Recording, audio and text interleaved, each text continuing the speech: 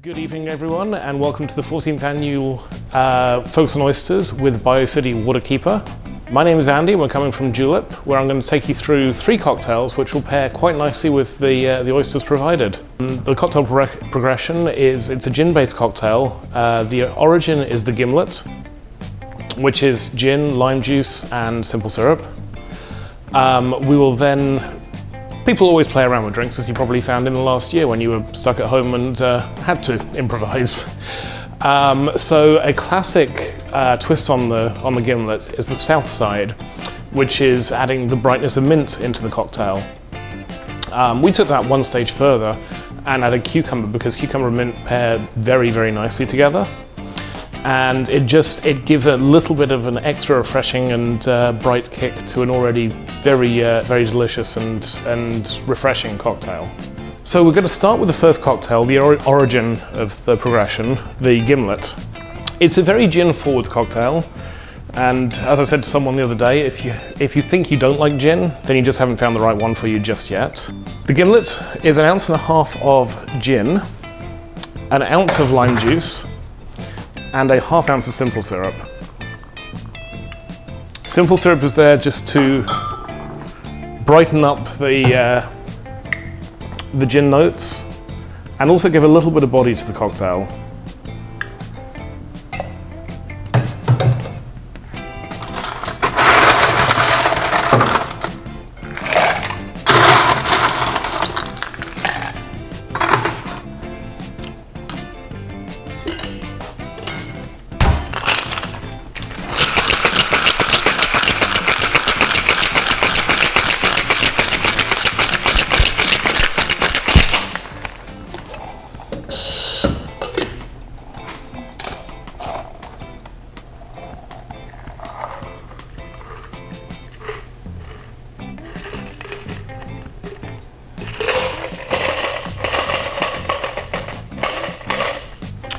And we fine strain shaken cocktails just to make sure that the ice crystals don't get in and spoil the mouthfeel of the drink.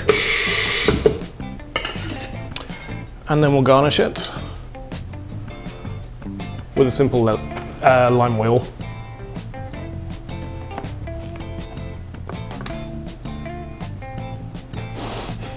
Let's do close-ups of garnishes.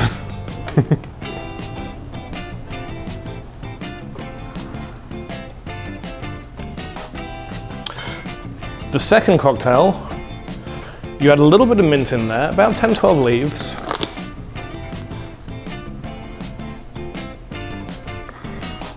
We pre-picked them because obviously a bar called Julep does a lot of mint juleps, which I took you through last year. Again, it's the base is 1.5 ounces of gin.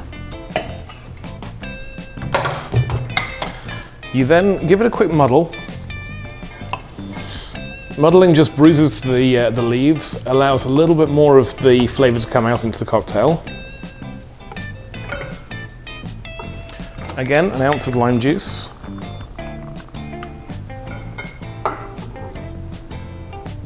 And rinse off all the juice that you've just got out of the mint leaves. And this time we do 3/4 ounces of simple syrup. Again, just to emphasize the brightness. The simple syrup we use is called a rich simple syrup. It's at a ratio of 2 parts of sugar to 1 part of water, which does mean you have to cook it down for a little bit longer, but you can get away with using a little bit less with the same sweetness coming through.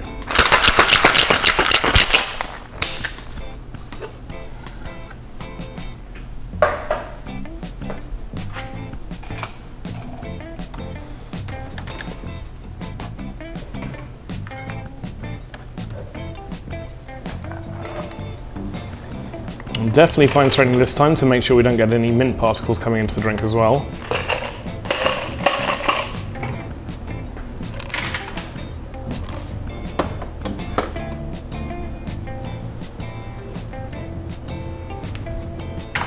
And then just as you muddle the mint, give it a quick bruise on the back of your hand.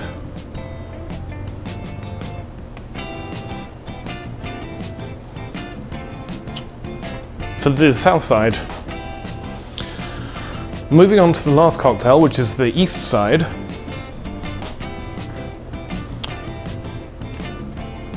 Take a couple of slices of cucumber and then quarter them, just to make it a little easier to muddle.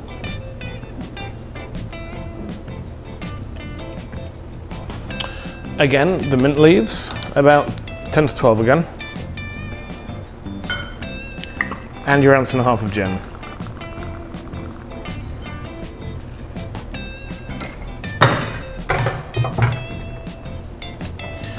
Give it a quick muddle again, making sure that you can feel the cucumber being compressed.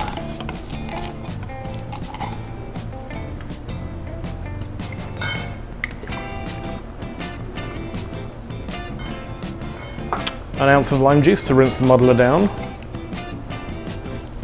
More important now because you also have the cucumber seeds. You don't want to lose their flavor. And 3/4 ounces of simple syrup.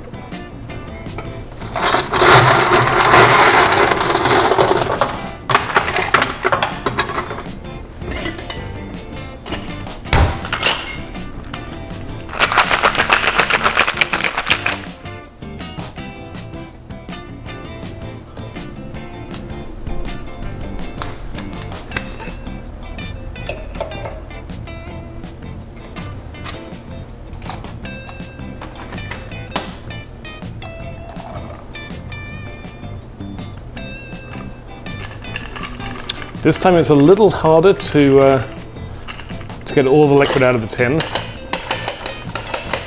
just because there's a little more debris in there from the cucumber and the mint leaves. But the same goes again. Find a nice piece of nice sprig of mint, give it a quick bruise.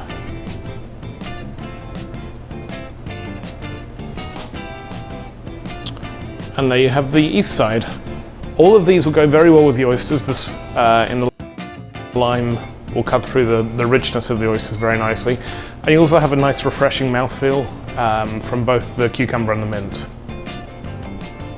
I hope you enjoy.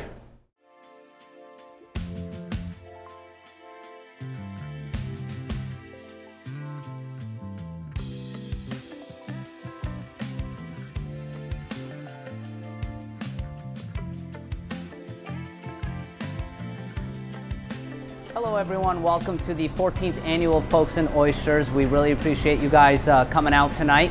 My name is Sonny. I am the one of the chef's partners and the oyster nerd here at Margaux Oyster Bar, located in downtown Houston. Today we are going to go over one of my favorite recipes that is on our menu, which is our habanero butter roast with shucked oysters. Today we'll be using Gulf oysters, but this recipe you can use East Coast, West Coast, or whatever you would like, or can get your hands on. So without going into too much on why we are here today, I'm gonna go into the recipe and I'm going to go through each component and let you know what adjustments you can make as that you see fit. So today with the oyster butter pan roast that we are doing, we have a lot of different ingredients, but we try to keep it simple. So this recipe is gonna move very, very fast, but I will try to break down each step for you guys. So right here we have our pan. This is gonna be on about a medium heat. Low to medium would be best, as we do know that seafood cooks very, very fast. We want to control this as much as possible. Now this recipe is not necessarily for the beginner. This is a little bit about an intermediate stage, but if you follow my directions, we will be able to get through this very, very quickly. So I have the pan on a low to medium heat, like I said, right about a medium. And what I'm gonna do is I'm gonna take the tablespoon of butter and we're gonna throw it into the pan, okay? Now you're gonna notice that the butter is sizzling a little bit, but when we go from there, we're gonna go straight to adding that garlic and the chopped green part of the onion and the chopped white part of the onion. Now the reason that they are separate is because here in the restaurant we use the green part for a different reason, and we use the white part for a different reason, right? So right now you'll notice that your garlic and onions are sizzling. So this would be the time to add the habanero. Now you can chop this, slice it, or however you see fit, adjust it accordingly to the heat level you want. The idea with the habanero is to get some of the fruitiness out of the chili as well as the heat. So you can adjust it, maybe use Thai chilies, serranos, and so forth. But once again, the idea is to get some of that fruitiness and the heat from the chilies itself. So once everything is sizzling and you can kind of smell it, it smells very, very delicious at this point. I'm pretty sure it's gonna fill your house with a lot of garlic and onion, but I promise you it is phenomenal. So from there, we're going to add in our 3 ounces of shucked oysters. Now, like I had mentioned, the oysters are gonna cook very fast, and so we do not want them to become rubbery and chewy. So once you start seeing a little bit of the protein seize up, and literally we're at about 15 seconds in, we are now going to add in the oyster liquor, brine, or juice, however you want to call it. Now, if you use about 6 to 8 Gulf oysters, you should get what you're looking for. If not, you can always add in, a few more oysters, but this portion size right here is about for 1 to 2 people. So now, once we have the oysters, the juice and everything, we are gonna now add in that fish sauce. Now, don't let it scare you. It's just a little bit, and it adds a little bit more umami depth to the dish itself. So it will not be overpowering, but it's gonna kind of make your brain say, what is that taste? So we use fish sauce in every application that we can here at the restaurant. So once again, don't be alarmed, but when used in balance, it is a phenomenal product. So now at this point, I kind of turn on the heat to about a high to get it to simmer and boil, right? So right now we are essentially poaching at a low heat, so we can gently cook the oysters without making them, once again, chewy or just tough to handle on the palate. We're gonna continue to whisk this, whisk meaning with a spoon, a rubber spatula, or even if you have a wooden spoon at home, you can kind of use anything you want. One of the things I did want to mention is here at the restaurant, we have the ability to swirl the pan on our stove. This is heavy duty cast iron, so basically between the cast iron or carbon steel found in commercial kitchens, we can do that. But maybe at home, you cannot, whether you have an electrical stovetop or maybe an element. But if that's the case, you can kind of take it off the heat and swirl. If you cannot do that, then come back to your spoon or whatever you're going to do at this point, right? And so now as the oysters gently poach in here, when we get to the butter part, we are going to do an emulsification. Now the emulsification part is where things get a little difficult, because we are trying to make a homogenized sauce where everything is together but nothing is broken. Now, I will say, if it does break, it's okay. It's super delicious anyway. But here in the restaurant, we strive for perfection. So we are going to do that by turning off the heat, right? And adding the butter slowly into the dish. So I have my 4 tablespoons of butter here.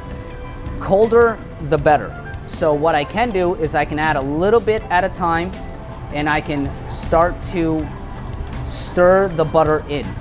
So once again, if we were to just take the butter and just throw it in there, it is going to break and separate. So here we are slowly stirring the butter in so we can make a nice thick creamy sauce, right? And as you can see, I am doing it in portions, so that way it's a little bit more controlled. Sometimes when you put all the butter in all at once, it's gonna splash everywhere and you're gonna make a mess in your kitchen. If you're okay with that, go for it. I am a messy cooker at home, basically. My wife obviously complains a lot that I make too much mess, but hey, it's for the greater good of great food. So here we are, we're adding the last of the butter, and I'm gonna continue to stir that in. And we're almost right about there. So as you can see, it's still a super fast recipe, but like I said, don't let the butter emulsification fool you. This is absolutely worth every second and moment of your time, because this is gonna be one of the best dips you've ever had. So we are there. You can kind of see, if you're doing that at home, you can kind of see it's become a thicker sauce. The butter is emulsified into all of the rest of the liquid. And now we will get to the final stage of plating, and then we will do our garnishes.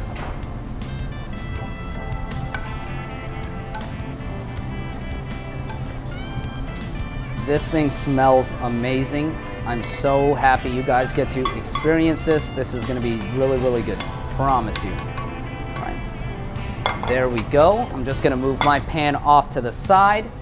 All right, we will come into our garnishes, and you can keep it simple. You can add as much pepper as you'd like. We can add more habanero. We can add more scallion onion.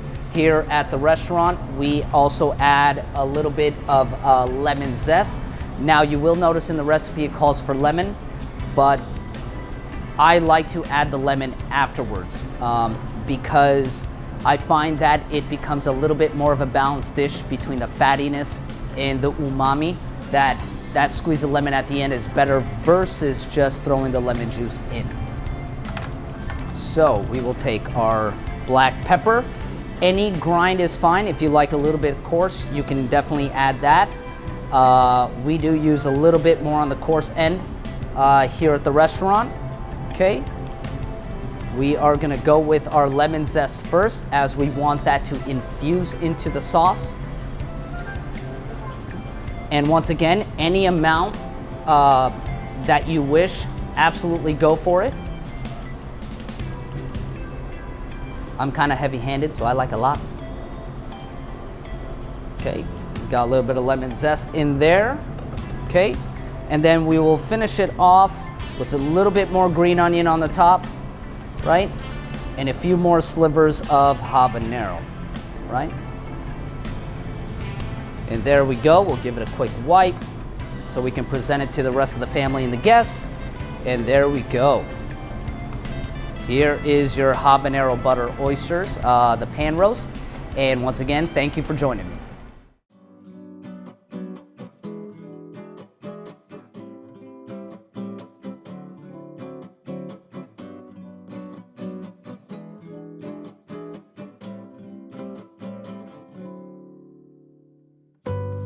How are we doing, friends? Thank you for joining us at the 14th annual Folks N Oysters. My name is Joe Cervantes. I'm the executive chef of Pier 6 Seafood Oyster House, and today we're going to be making some oysters Bienville. Oysters Bienville is actually named after a street in New Orleans called Bienville Street. Super simple recipe. I'm going to run down some of the ingredients that we're using. To start, I got a little bit of some grapeseed oil, some cut white onions, some diced bell peppers, celery, which is also known as the Holy Trinity. I have some garlic, mushrooms. We have some chopped bay shrimp. Creole seasoning, I use Paul Prud'homme's Black Magic. You can use Tony Chachere's or your favorite Creole seasoning of your choice. All-purpose flour, white wine, chicken stock, heavy cream. Then we're gonna finish that with some Parmesan cheese, parsley, green onions, and then some lime juice to taste. All right, so we're gonna get started. And I have 6 Gulf shucked oysters from Prestige Oysters. And the first thing that we're gonna do to make this recipe is I'm going to put a little bit of grapeseed oil in my nonstick pan. The reason why I like to use grapeseed oil is because it has a high smoke point and it has a neutral flavor. All right, smoke point is the point in which oil will burn. And if you use something like olive oil has a low smoke point and it also has a distinct flavor. So when you're adding ingredients to your pan, you don't get that olive oil flavor. You get your neutral flavor of your ingredients that you want to use. All right, so I'm gonna add onions, green bell peppers, celery, minced garlic. Again, in Creole or Louisiana terms, that's called the Holy Trinity, and that is onions, bell peppers, and celery.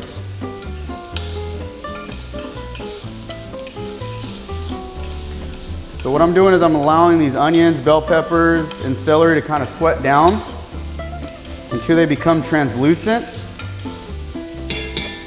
I'm gonna add a pinch of Creole seasoning, because what salt does is it draws out moisture from your vegetables and it allows them to sweat down faster. Next step, we're gonna add in our chopped mushrooms. I'm using shiitake mushrooms. You can use medium button mushrooms, shiitakes, or even oyster mushrooms. So while that's cooking, next thing we're gonna add is we're gonna add our chopped bay shrimp. As soon as I add the shrimp, I'm gonna throw some Creole seasoning.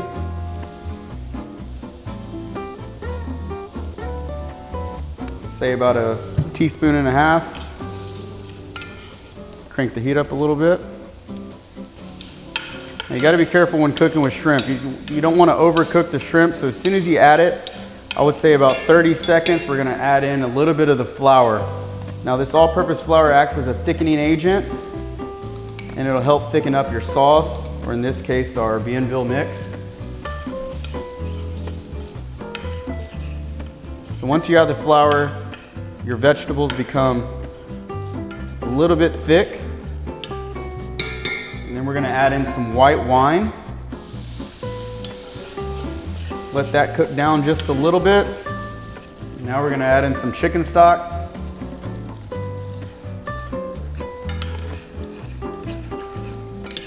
And last, we're gonna add in this heavy cream.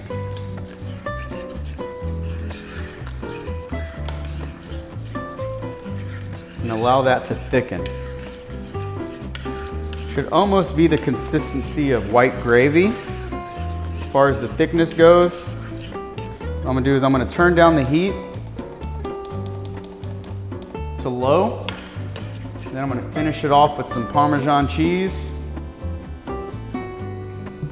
chopped parsley, green onions, and a touch of lemon juice.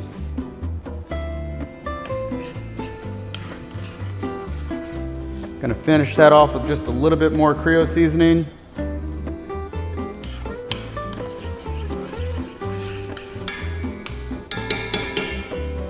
We're gonna put that on a sheet tray and allow that to cool down.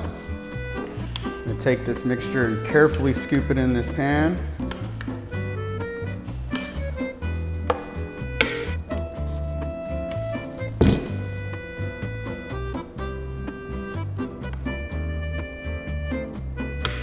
We're gonna allow this to cool. All right, so the next step we're gonna do is once we allowed our mix to cool down, we're gonna top our oysters, and then we're just gonna bake them. At the restaurant, we got a wood-burning grill, and I grill them over post oak and pecan wood. But at home, if you don't have your charcoal grill or wood grill outside, it's okay, we can bake them in the oven. So I have a half dozen oysters here. We're just gonna top them with our mix.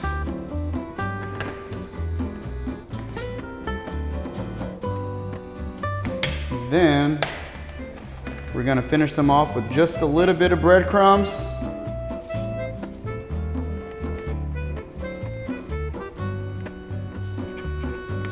And then we're gonna put these in the oven.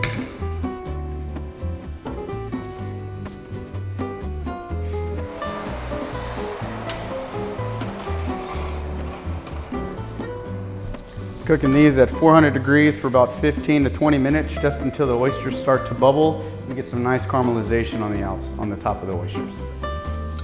All right, our oysters should be ready by now. Careful, super hot. Got some good caramelization on top. So now, we're gonna take these oysters and we're just gonna stick these. I like to serve them on a bed of rock salt.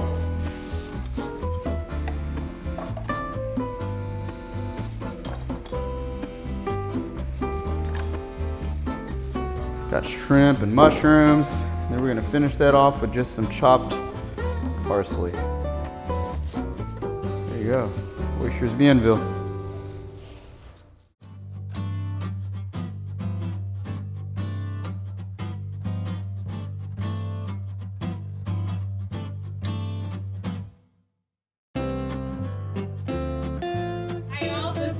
DORAN from Tiny Champions on the east side of Houston. Thank you for joining us for the 14th annual Folks N Oysters. Thank you for coming in tonight. I'm going to be demoing the roasted oysters with fermented chili butter.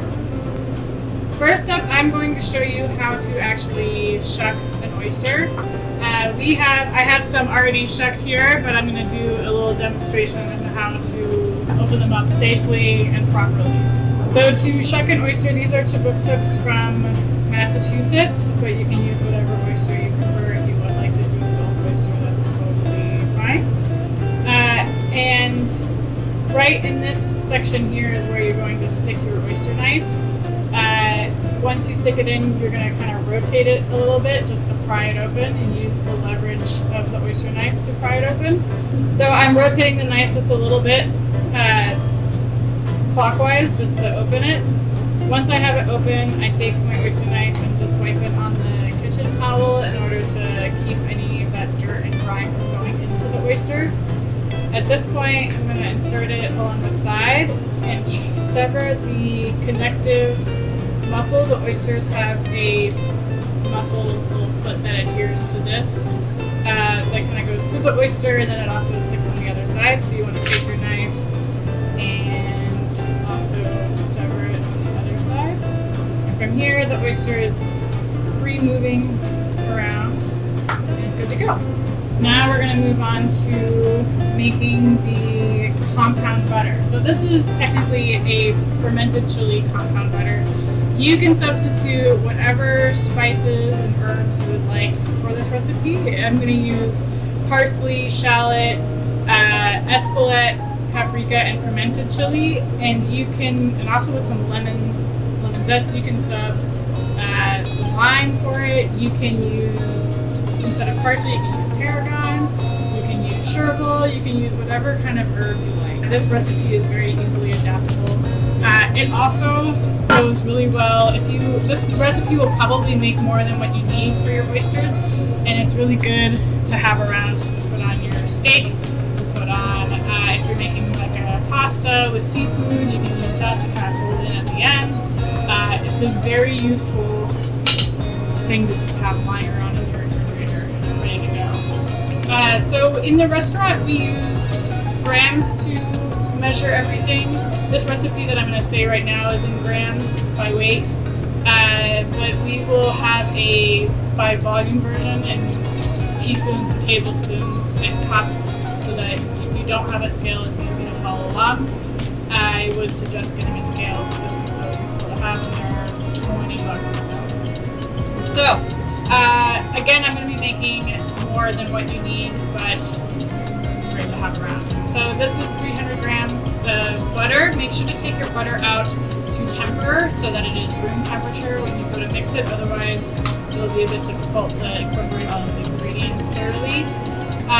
If you forgot to take out your butter, you can always put it in a bowl and stick it in the microwave on a low setting in intervals just until it gets warm, or room temp.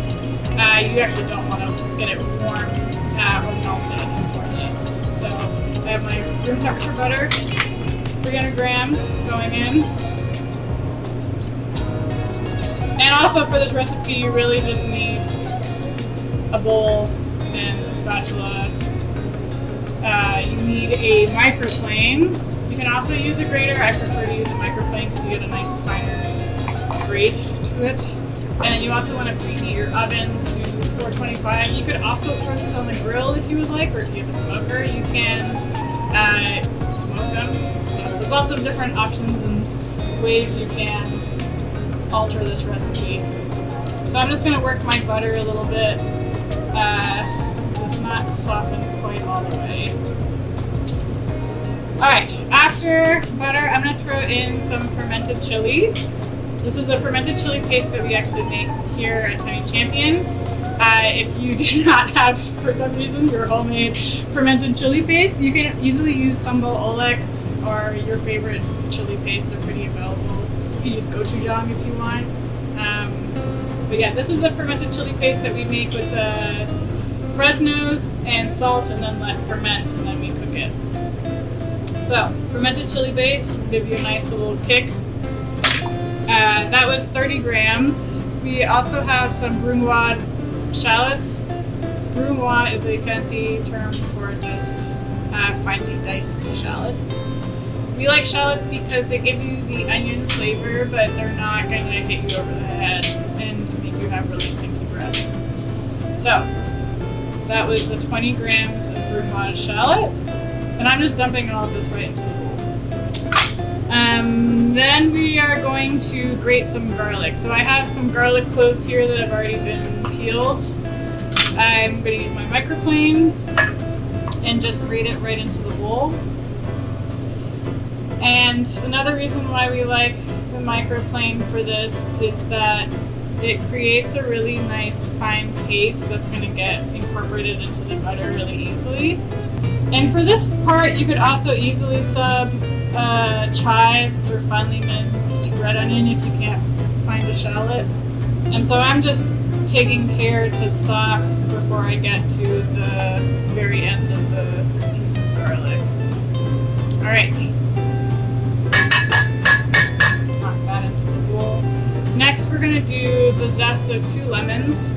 I like to zest right into the bowl. As you zest, it releases all these essential oils in the lemon skin, and I just want to make sure all of that good stuff gets into the bowl. And as I'm zesting, I am slowly rotating my wrist, so I'm not zesting over the same spot. You want to make sure you're just getting that skin and not going into the pith. The pith is bitter and not very pleasant to eat. Alright, that was 2 lemons. Then we're going to add some of our spices. I have a paprika that's been smoked. We like the smoky flavor in this. I think it's really nice for something that's been broiled in the oven so that it kind of brings out more of that smoky flavor. But you can sub in whatever other spice or chili you would like. We also have escalate. This also might be something a little bit more difficult to find, but you can easily sub in red pepper flakes or like a Aleppo chili or something like that, whatever you find and you like or you have around. And then we have some salt. This is 6 grams of salt. And that was 10 grams of paprika and 3 grams of escalate. This is 6 grams of salt. We like to use kosher salt. If you're going to be using regular Morton's table salt, you want to be using, well, I guess you could still use 6 grams, but if you're doing it by volume, you want to probably half that. We're also going to add some lemon juice from just one of the lemons.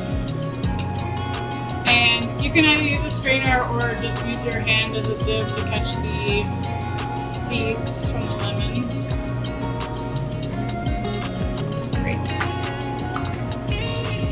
Okay, so I have all of my ingredients in here. Butter, shallot, garlic, lemon zest and juice, and spices. And I'm just going to mix it up until I get a nice even. You can easily tell by the spices if it's evenly incorporated or not. And this is when your tempered butter is really going to make a difference.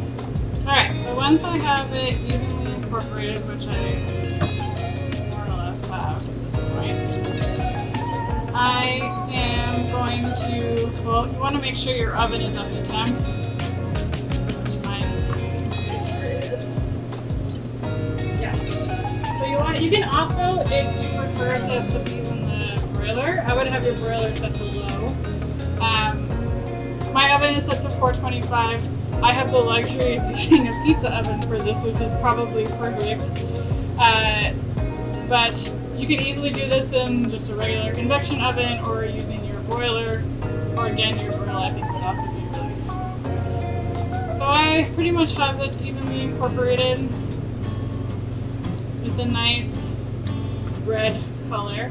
So the oysters have a cup on the bottom, so they will not sit very evenly if you just put it on a baking tray. I have found it to be very useful to use aluminum foil and just kind of crumple it up a bit so that you're creating a nice little nesting area for your oysters. And I'm using a half sheet tray. You can use 13 by 9 baking dish or a jelly roll pan or whatever you have in your kitchen for this that can get put in the oven. I would say you can easily do enough for a crowd with this. This is probably good for maybe 2,000 oysters. It can also easily be halved. And it also depends on the oyster size. These guys are pretty small. If you're using like a bigger Gulf oyster, you could probably do maybe 18 with this size recipe. So I'm going to arrange my oysters. Please keep them cold up until the point where you actually put them in the oven, just so that they stay food safe. And I'm nestling these guys in using my aluminum foil as support. And then I'm going to take my chili butter. And this part does not really have to be very exact. You can also do the chili butter in advance and kind of roll it into a log and then slice it and put right on the oyster right from the refrigerator. So I'm going to take just a little bit of the chili butter. That's probably, for this size oyster, that's probably half a tablespoon. And just plop them right on top. And I like to put a lot on my oyster, but you can put more or less depending on how much chili butter you would like. Okay, they've all been in chili butter. Final step is going to put some grated Parmesan on top of each oyster. I like to save this for the end because I want the cheese to kind of melt and form this like bubbly crust on top.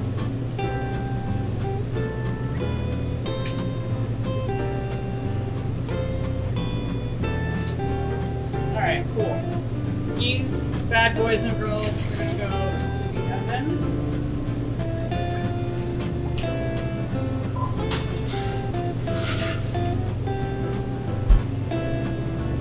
And they're going to cook for, let's say, 8 to 10 minutes, depending on the size. This is something that will really vary depending on temperature, what your oven is like, if you're grilling or not.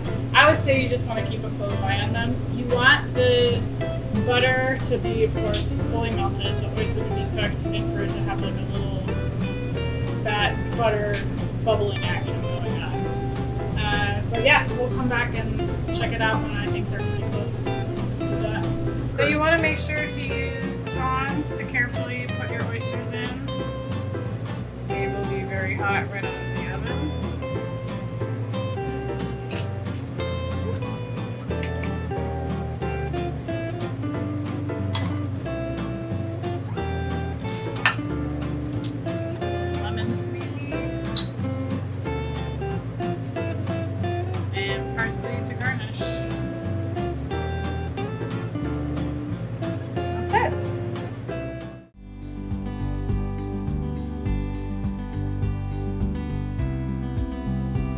When I think of Dr. John Jacob, who's been a tremendous mentor to me and to many others, I think of somebody who's pulled off a really hard hat trick. He's a great scientist, a great communicator, and a great mentor. There are many people in this community who know Dr. John Jacob and have been inspired by his work.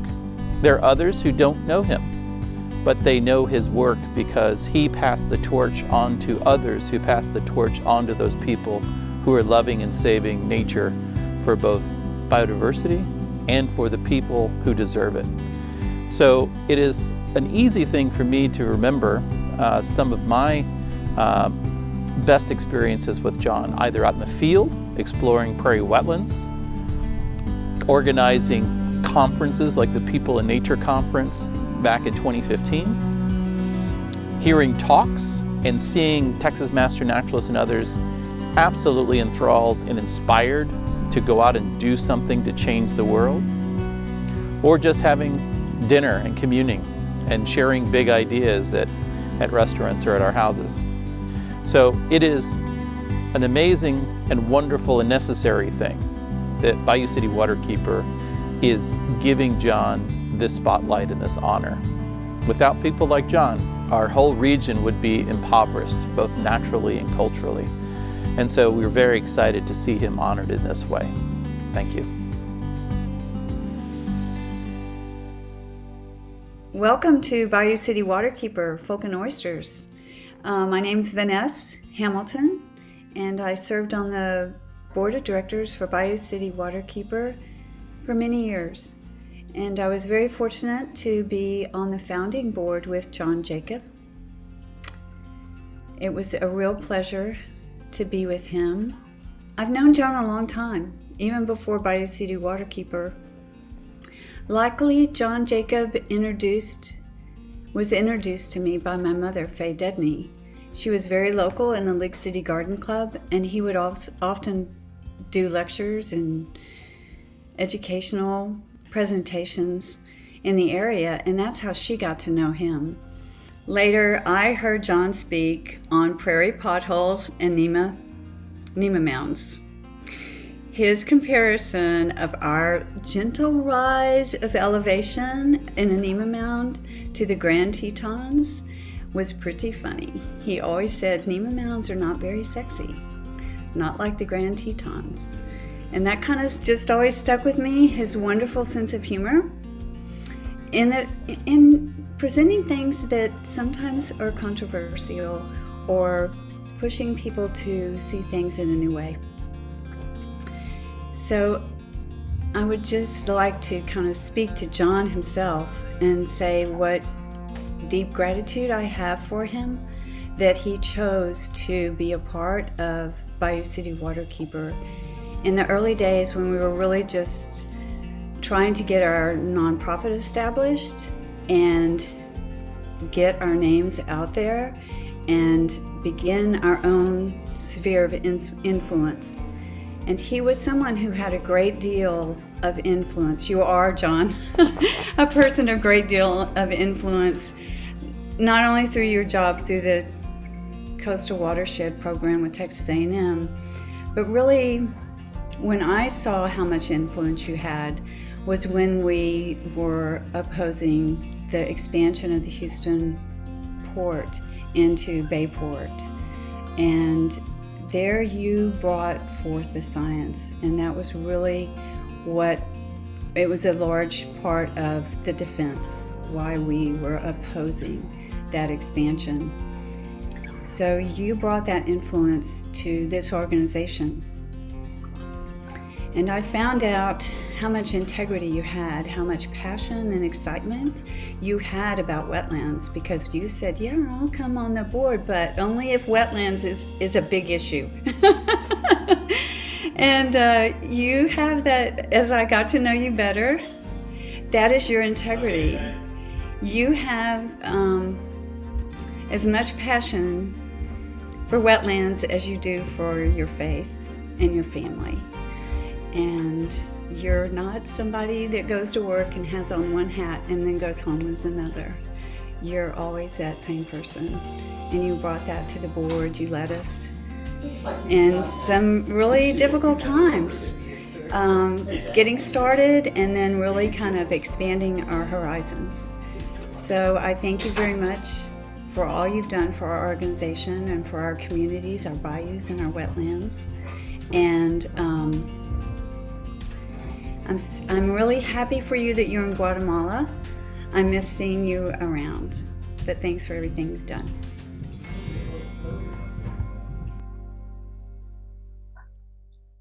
Good evening, everyone. I hope you're having a wonderful Folks N Oysters, and I'm really honored to be here tonight to help celebrate and honor Dr. John Jacob.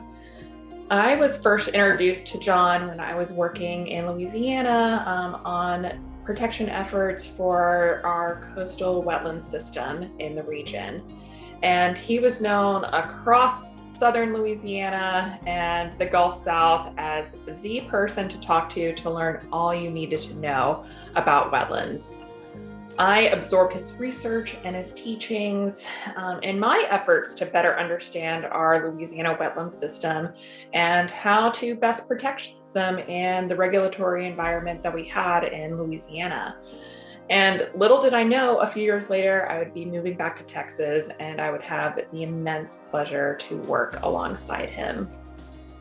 Working with John for the betterment of our coastal prairie wetlands was a rich and wonderful learning experience.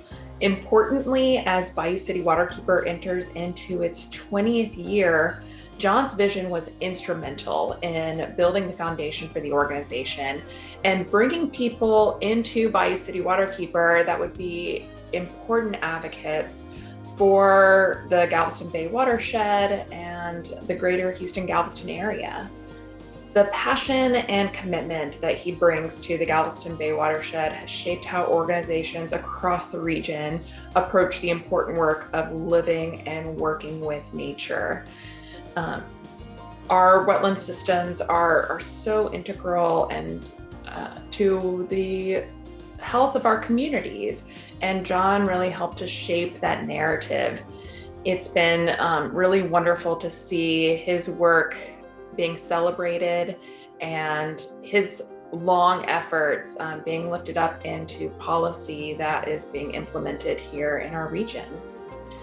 And as John likes to say, he is a speaker for the wetlands and its grasses and its soils that make up Galveston Bay. And likewise, his message carries through the many lives that he's touched along the way. And so I'll close this evening to just say thank you, John, for being a passionate advocate and an inspiration. I'm excited to continue to see how you shape and work with Bayou City Waterkeeper and all the things you have left ahead of you.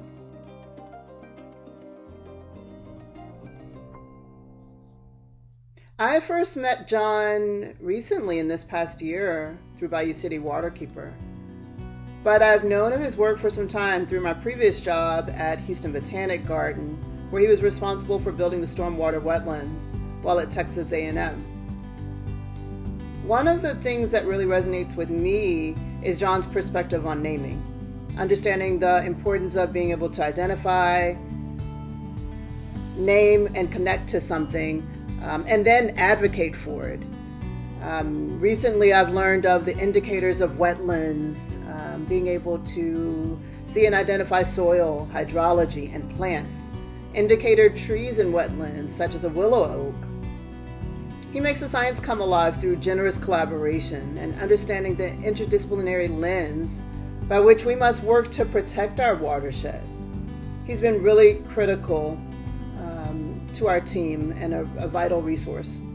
His work as a board member earlier in the history of the organization and later with Jen Powis as they established the science and law houses needed to effectively move our policy, especially around wetlands and clean water, is something we're really proud to build upon. He also brings a nuanced understanding of people and culture, being bilingual, seeing class, ethnicity, and race in the people we advocate for, along with the environment. I feel he is certainly a perfect candidate to honor during this milestone year, as we reflect on 20 years of Bayou City Waterkeeper and how we've shifted policy and protected our waterways through science-based advocacy, critical legal work, and education. Now we look forward to 20 more years, and we're really happy to have John on our advisory board and to continue to guide us.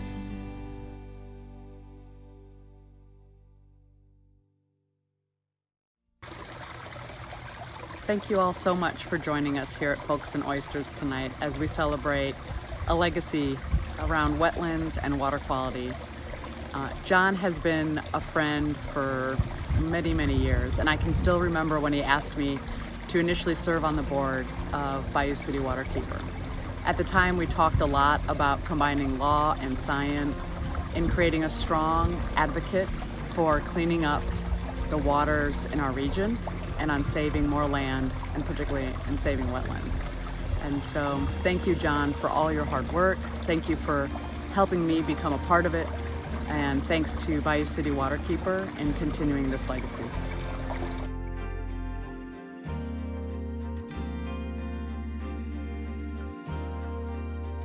I can't think of a better person to honor for Bayou City Waterkeeper's 20th anniversary than John Jacob. John, your vision and your expertise has shaped all of our work these last 20 years and continues to be integral to everything that we do. Personally, I'm indebted to you for everything you've taught me. I first learned about wetlands and prairie potholes and pimple mounds from you when I was a master naturalist student.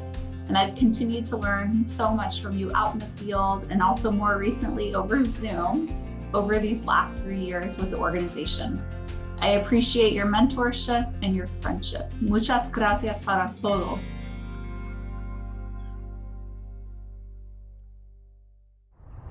Hello, I'm Claudia G. VASSAR, the president of the Houston Botanic Garden, and I'm standing in front of our stormwater wetlands. We are so excited to have this as a feature in the garden, and John Jacob was an incredible visionary behind these wetlands in making them a wonderful feature of the garden that we can offer to the public to see how wetlands function in Houston.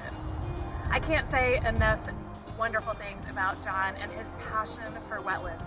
When we first met him, he was the one who had the idea and the drive to ensure that these wetlands became a reality at the Houston Botanic Garden. He is an expert in Houston, sharing his knowledge and wisdom, and more than anything, his complete enthusiasm about ensuring that we have great resiliency and are informed and prepared for the impacts of water in Houston. So these wetlands have been installed through the work of his team and their design efforts so that we can showcase how wetlands function. So as the public come to visit the garden, they can see how water is filtered through the plants in the wetlands before it re-enters into our water system. And we can also see how beautiful wetlands are so that they're not this scary thing, but this really wonderful, beautiful asset that we have in our city. These wetlands are such a wonderful place here in the gardens. It's a place where you can pause and really listen to and absorb the incredible beauty of the ecosystem of the wetlands. We are so grateful for John, for his vision for what this city can be, for how we can take care of our land and water, and how we can be incredible stewards for our city and for this planet. Thank you, John, for all that you are doing, for all that you did here at the garden, and for all that you are doing across Houston. We are ever so grateful.